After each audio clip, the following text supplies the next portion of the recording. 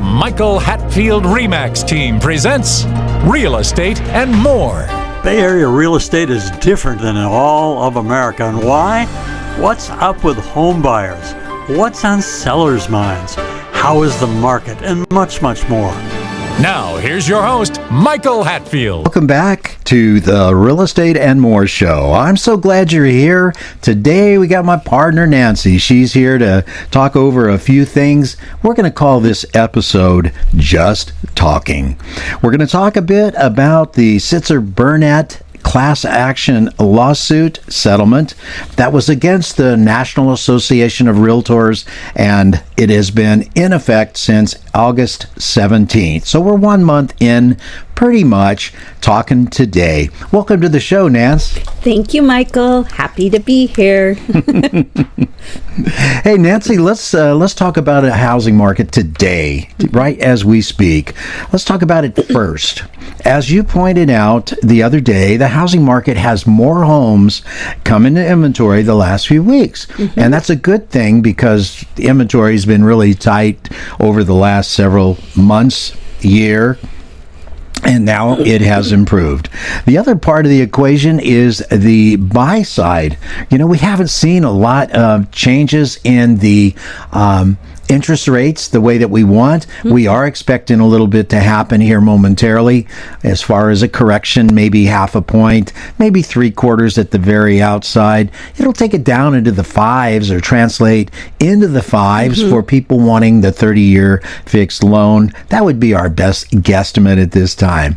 So with the interest rates slightly trending downward, has it motivated the buyers in your view to buy? Well, one would think from looking at a historical standpoint, in an election year for mortgage rates to come down, right? They would think that would happen and they'd be more likable and people would be interested in buying. But when we put together the inventory increasing some, but not a lot of buyer help with those mortgage rates, how's the market today or as we speak? Let's talk about that. Well, you know, we were discussing recently that on a national basis, the new home builder sentiment has improved, and that was back in March when that report came out, and it was very encouraging.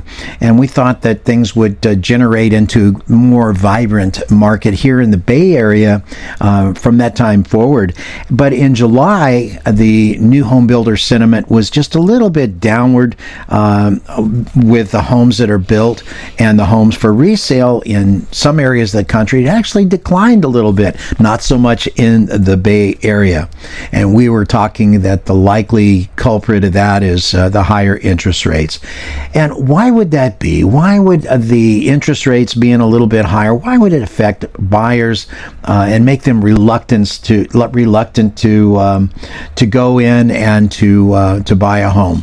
I think it has to do with affordability, and we're hoping that they could get something at 2.5%. Folks, I don't think that it's going to see in the near future 2.5% again for some period of time. It was pretty incredible. Yeah. So what are you thinking? What's your thinking about the results of that Sitzer-Burnett lawsuit settlement against the National Association of Realtors? Isn't that going to help dampen the spirits of home buyers and sellers?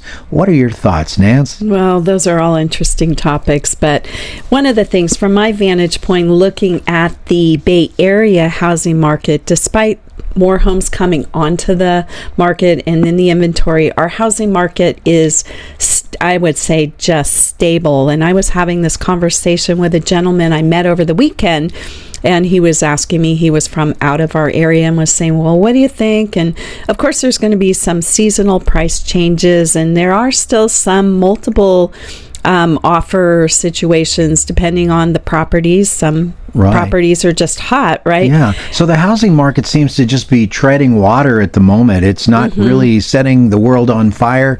Prices here in the San Francisco Bay Area are not going up a lot. There's been a little bit longer days on the market that one should expect if they're the home sellers. So we're seeing a little bit of that going on. We have. So, again, it's a great time to buy. There is another factor many people don't think about that's affecting the market, and you mentioned that. The changes from the settlement generated from the Sitzer-Burnett class action lawsuit that was against the National Association of Realtors recently. And what has happened, what we can expect as a result when you go to buy or sell a home, is maybe something we can talk about a little more right now, Michael. Yeah, it's kind of interesting. We are 1 month in to those changes. 11 documents that have been generated to try and comply with the requirements of the settlement that realtors are having to deal with. And, a few bullet points about it. I'll give you an example. A buddy told me just this morning that he wanted a realtor to show him a home in Southern California. And he was really surprised to have a buyer representation agreement placed in front of him.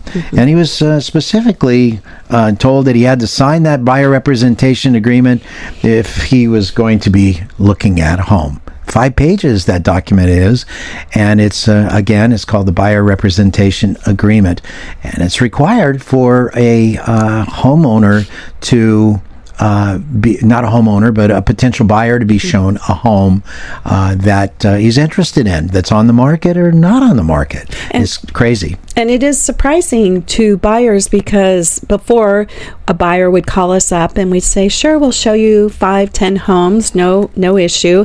And nowadays we're going to have to explain that this is a requirement and you need to sign a buyer representation agreement.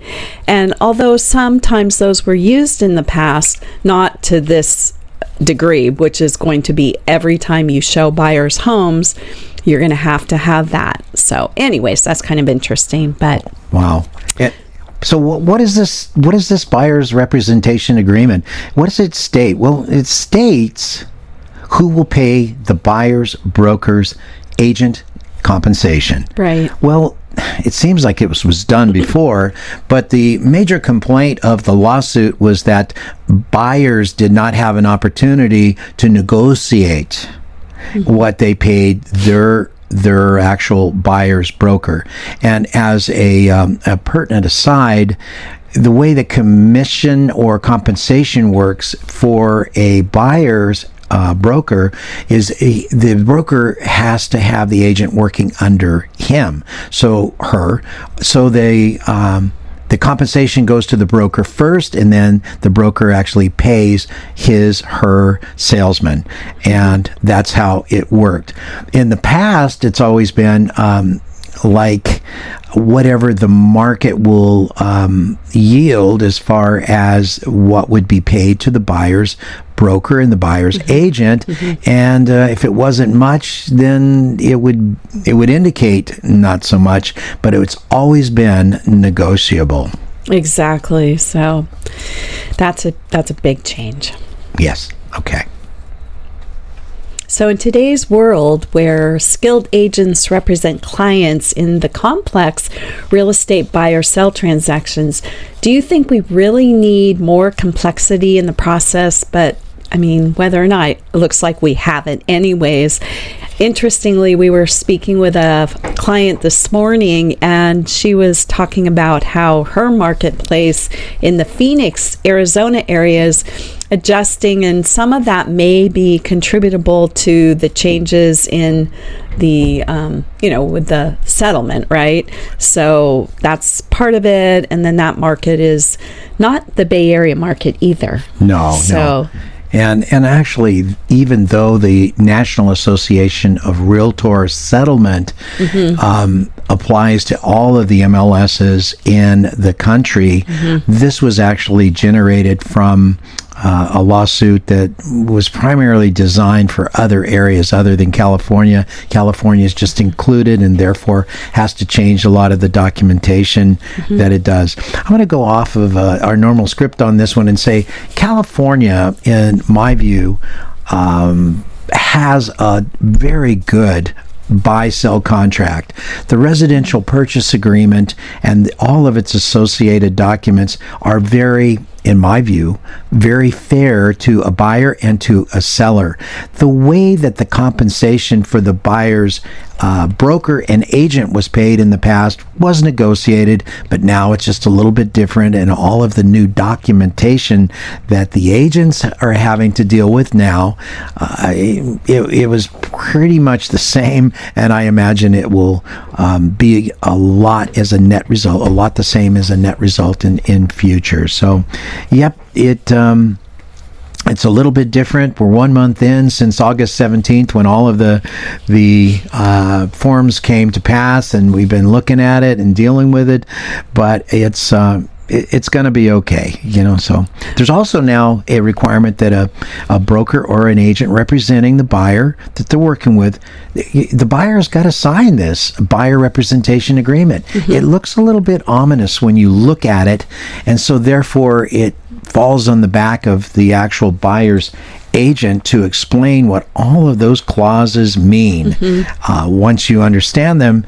you'll realize the net result is that if the buyer's broker is not paid in the transaction, that you would be responsible for that compensation out of your own funds.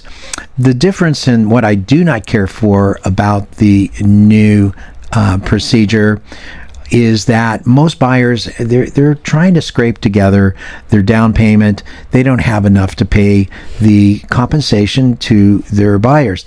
So in that event, this should be well thought of, is that the buyers can ask the seller side, would they be willing to compensate the buyer's broker and mm-hmm. the buyer's agent.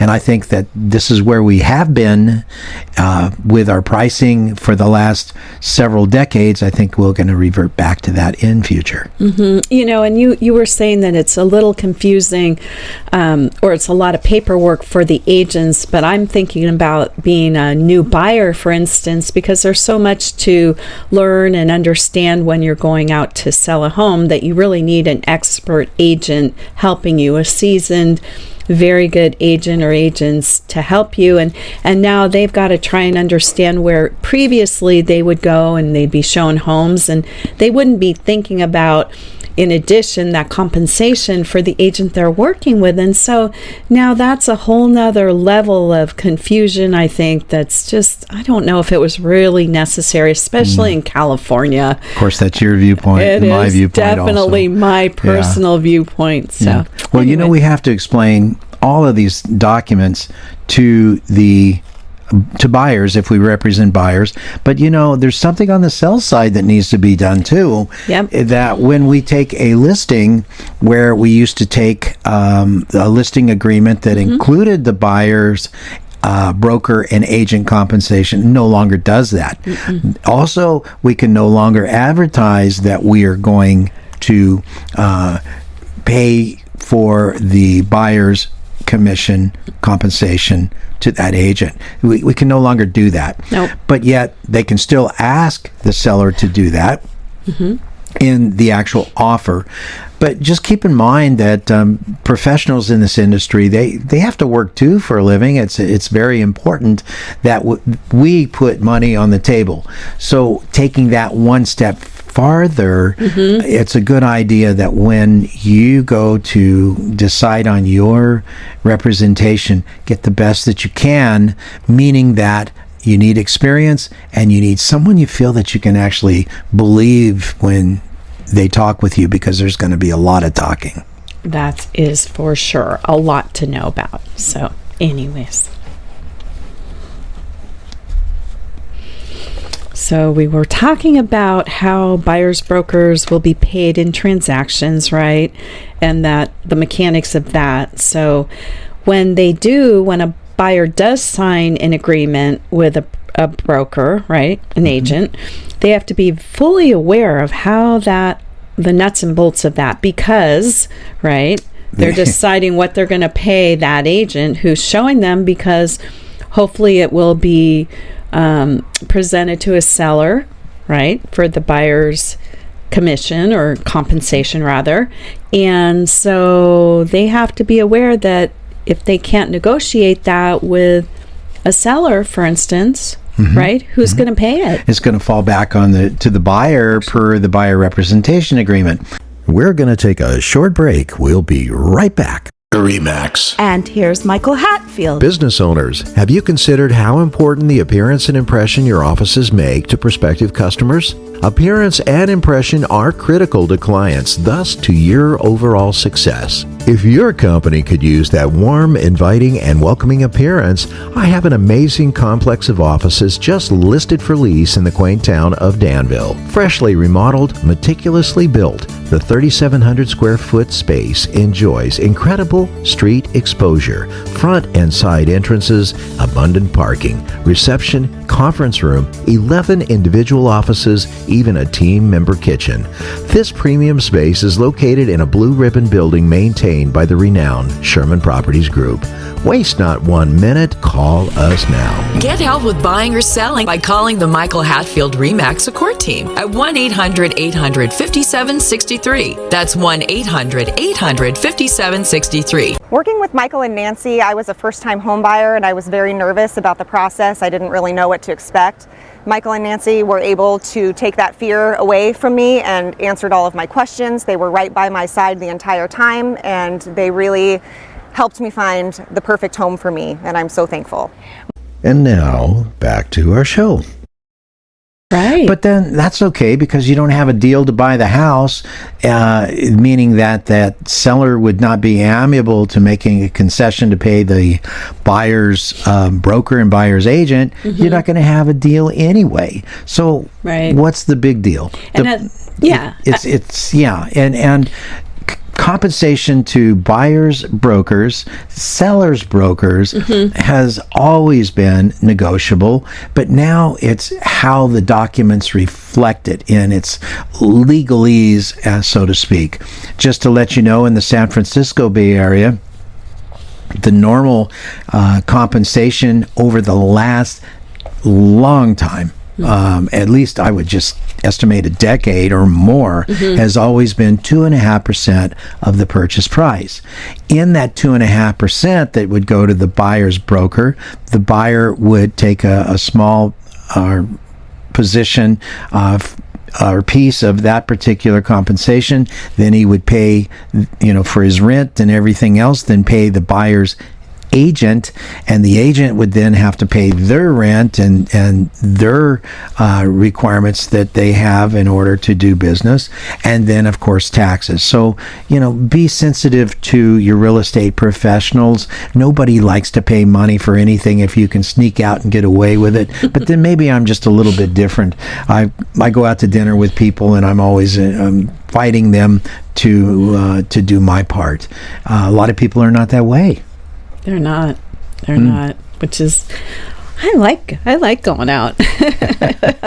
So anyways, is there anything else on that buyer representation agreement that maybe we should be pointing out at the moment? Of course, recommend that the buyers hire trusted and experienced agents, and interviewing some agents to work with and all of that's always good. So anyways. Yeah. So how does the settlement again affect the buyers, and what does it mean for the buyers? So under this new change, do the settlement with the National Association of Realtors, buyers who are wishing to see a home must first sign a buyer representation agreement. That's the one that's 5 pages. Yep, that's the one that essentially spells out the terms of the representation and the commission that's going to be paid to the buyer's broker. And that document, while continuously being modified, I think it's going to go through some additional iterations. That's just my opinion. That document's being used in its current state, but that's precisely why when a buyer undertakes the process to purchase a home, that it's very important that they like who they're working with and they trust that person, and they have great experience. Yes. Quite often, Nancy and I, representing people, we make friends out of our clients. And people say, I never thought I'd be friends with my real estate broker agent. I just never thought I would. But we do. In fact, the lady that we met with today that from Scottsdale made a special point of taking time before she went back home to meet with us and talk with us and ask about these questions that we're discussing today. And I can feel that when we talk with her that she really listens and she understands that what we tell her is what we're receiving as being the boots on the ground. Well, and it's about the honesty factor too, because we've had a number of clients who we've worked with over the years who either I worked with in another career or you did, or just we've met and established friendships, and they can trust us. And that is a huge deal right there, Michael. So anyways, moving on, in your opinion, what effect will it have on clients who are sellers, moving forward? What do you think about that? I think that sellers are going to have a lot of patience. Most listing presentations that we have done take over 2 to 3 hours. And now with the explanation of these additional documents and what that means to them, it's going to take longer. So I think our sellers are going to need a little bit more patience than what they've had in the past, because it's important to us, Nancy and I, that we explain the various types of documents that are working together. When we get done here in California, and as I mentioned earlier, I really like the contract that we have here as opposed to other states. But when we get done, we want it. It's almost a personal thing that we make sure that our clients understand these forms, the clauses, the wheretofores, the shalls, the wills, and what all these things mean to them. Because, and at the end of the day, we represent them as number one. We take their interest at heart as number one, and at the same time, we like to see that they take our interest at heart too, and not expect us to work for nothing, because that it is not something that we can do. We still have to eat. I am trying to lose weight, but we still have to eat, and I think that the important thing is, don't go to the internet for your answers.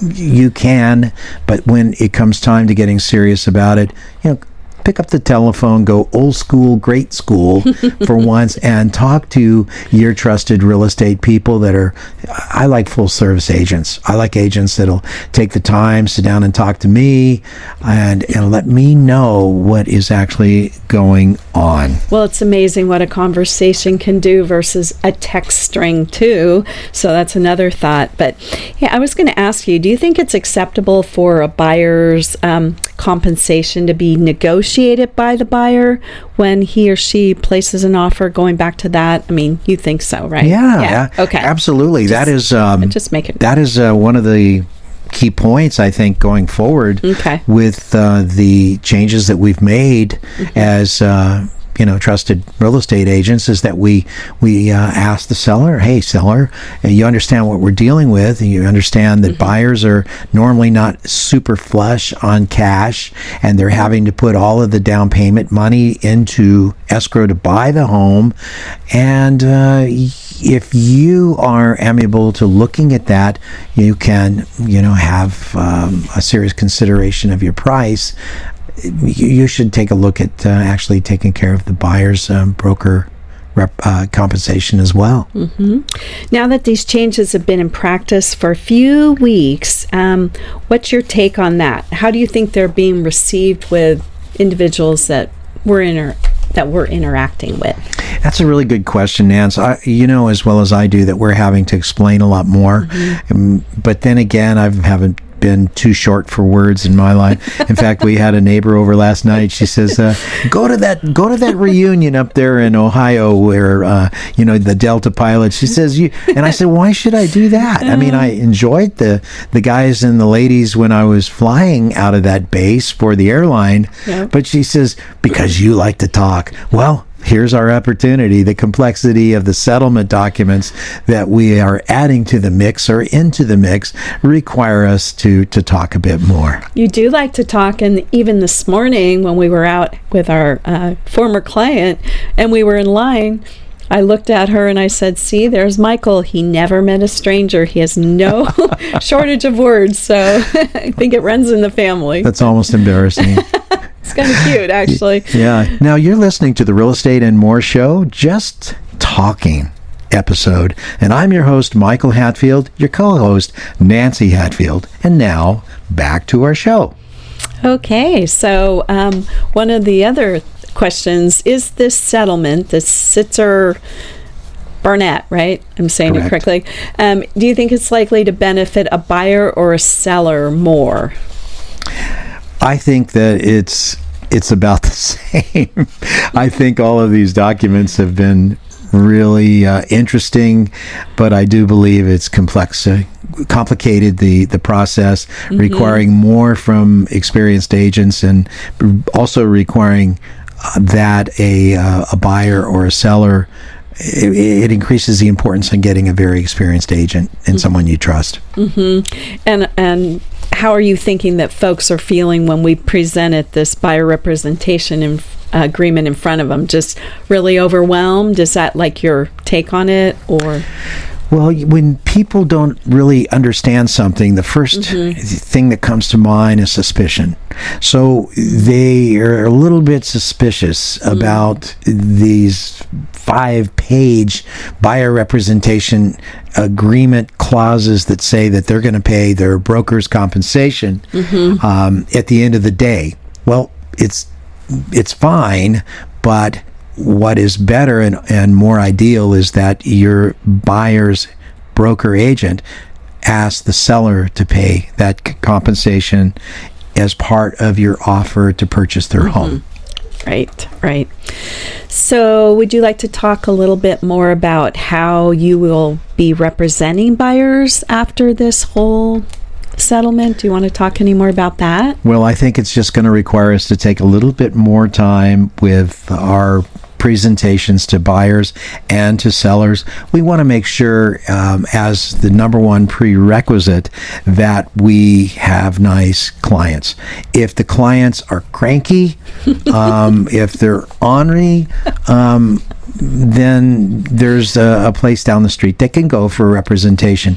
We work very hard in our representation, and now to add these documents into the mix, which will require us to spend more time explaining to people, then I think the net result, it will be pretty much the same at the end of the day, but it is going to require dealing with more conversation between the agent and the client. Thus, full service agents are becoming more and more important. Yeah. So there's just going to be more discussion both with the buyers and with the home sellers these days to put the deals together. So absolutely. So it's interesting times, Nance, and my final thoughts on the subject is it's going to probably come right back to the way we've been doing things, but utilizing different documentation. It's going to require a bit more time with our clients and explaining what we do and how we do it. And I'm up for that. How about you? I'm ready. I'm in your tailwind, and I'm ready to help you. Yeah, there's a song that makes me think about that. So a big thank you to Nancy and her insight this day. Thank you, Nance, for being on the show. Next week, I hope you tune in, and in the meantime, have a blessed week. Please remember to go to our new YouTube handle, My Real Talk Show. That's My Real Talk Show at youtube.com, and touch that subscribe button. You can also find past aired shows at our handle, My Real Talk Show, on youtube.com.